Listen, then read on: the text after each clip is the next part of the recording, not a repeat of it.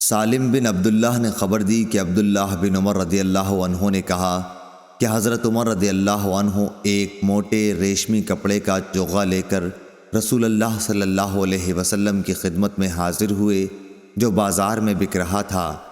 کہنے لگے یا رسول اللہ صلی اللہ علیہ وسلم، آپ اسے خرید لیجئے اور عید اور وفود کی پذیرائی کے لیے اسے پہن کر زینت فرمایا کیجئے۔ اس پر رسول اللہ صلی اللہ علیہ وسلم نے فرمایا کہ یہ وہ پہنے گا جس کا آخرت میں کوئی حصہ نہیں۔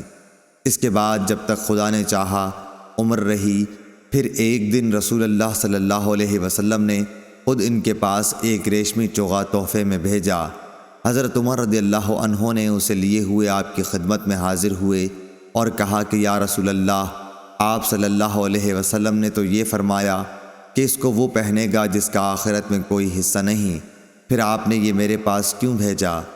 رسول اللہ صلی اللہ علیہ وسلم نے فرمایا کہ میں نے اسے تیرے پہننے کو نہیں بھیجا، بلکہ اس لیے کہ تم اسے بیچ کر اس کی قیمت اپنے کام میں لاؤ۔